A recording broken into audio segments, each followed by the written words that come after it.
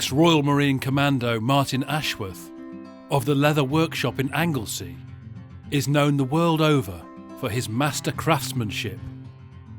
Martin is sought after by royalty and celebrities alike for his tremendous talents with this unique material.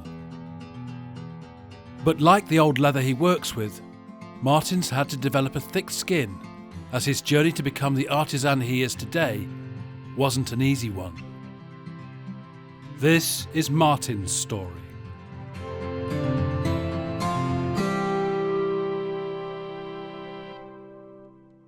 I arrived in Anglesey when I was 5-year-old. My parents bought a garage in the centre of the island. I was the last of 4 children, and my parents were fed up of chasing kids. So really, I got let loose. I could walk 10 miles and everybody knew who you were. We used to do all sorts of things. It was just like a huge happy world game. You'd make dens, you were out fishing, and you'd do fishing with a split cane rod. And these are the things that I remember of my growing up, and it was just like glorified Famous Five. There used to be like a paperback magazine that used to come on a Saturday in the paper shops, and it was a little thing, 6pence it was, and it was called Commando. And this is the impression that you got. Oh, I could be one of these. I mean, they're doing everything. I joined up, went through the training, and it was the hardest and most disciplined thing I'd done in my life, because most of my life had been undisciplined. If I wanted to go, I went, and if I wanted to do this, I did, and that was my life until you join the Marines.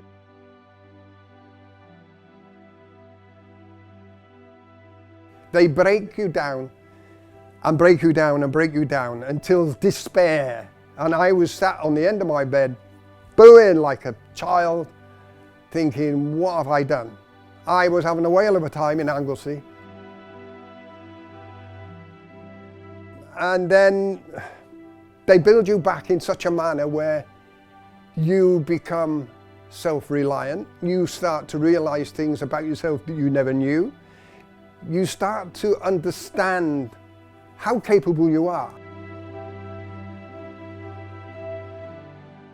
The final test is a 30-mile jump with a pack and pooches and rifle and everything. You've got 8 hours to do this 30-mile. And I remember that last half mile is the most difficult. You're feeling as though you're dying. And you're saying, I can't go on, I can't go on, I can't step anymore. And they're saying to you, if you've got energy to talk to me and tell me you can't, you still got energy to run. And it takes your brain off what you're feeling. 1 foot becomes 2 foot, 10 yards, 20 yards. You learn what your capabilities are. But that is the final test. You therefore have become a Royal Marine Commando. That green beret is what you work for, and it means so much. And I can feel myself now choking up. It means so much. To get that green beret is topped every achievement in my life.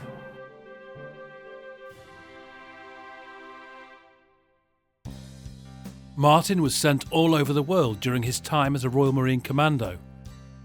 And whilst stationed in America, he met an old saddle maker.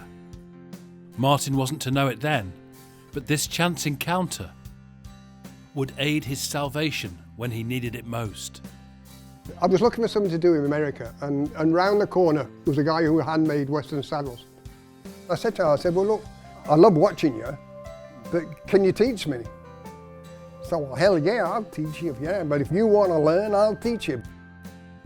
For the next 2 years, I went around there every weekend. He taught me about leather and what leather does, how it can be worked in an old-fashioned way.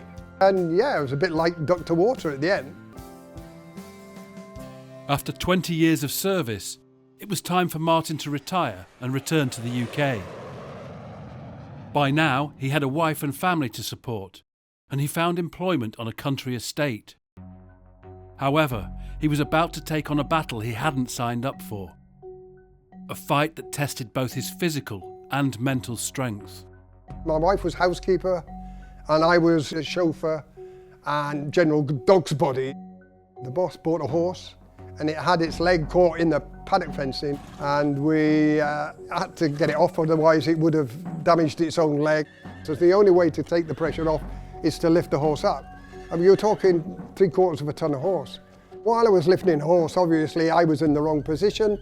It got free, put 12 stitches in my head at the same time while it went. But unfortunately I put a few discs out, damaged my spine.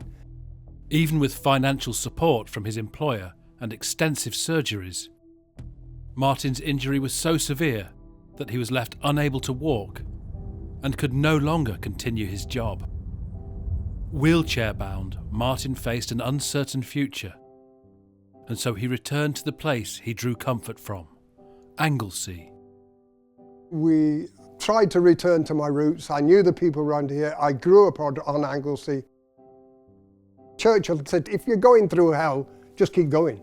The only way I knew is to keep moving. And you're going from window to window, and then it went from window to garden, and it went from window to the end of the road, and just walk. You walk with a stick, and you just walk and walk and walk. Martin's walks led him to a chance meeting at the lifeboat station and a new life with the RNLI. They're all volunteers, everybody's a volunteer, everybody's there, but they're all there for something. And I was there for something, and I sucked it dry because it gave me that lift in my own personality, my own self-respect. What it does, it saves sinking people. To think about it, I was sinking, and it held out a hand to me, and I grasped it with both my hands, and it pulled me out. It stopped me from drowning in my own self-pity. Eventually, with the help of his new crew, miraculously Martin started to recover from his injuries. Grateful for a new chance at life, Martin repaid his friends at the RNLI by using the skills he'd picked up in America, crafting leather. I knew I had lots of things to do that I can give back to the lifeboat. They had a guest book. I go down at home and make a leather-bound guest book for them to write in, which kick-started this other section, tangent of my life. One small leather job led to another and then another, calling on long-forgotten skills he'd learned from an old American saddle maker he'd met half a lifetime ago. This twist of fate had changed Martin from soldier to craftsman. This workshop has become a part of who I am. And this workshop is what everybody wants to see. It's just so old-fashioned. Now things come from everywhere. I've had Gladstone bags, suitcases, trunks, flying jackets. I've done famous cars, done Brian May's guitar case, and I've had the privilege to work in areas for people who I never dreamt. Your life is moving all the time around you, whether you want to or not. And what comes tomorrow, comes tomorrow. You deal with tomorrow when you get there. It's never, ever too late to change. If you're faced with a problem, overcome the problem. It always boils back down to that last half mile. The last half a mile is always the worst. It's that drive that you need to push the extra few steps to get to the end.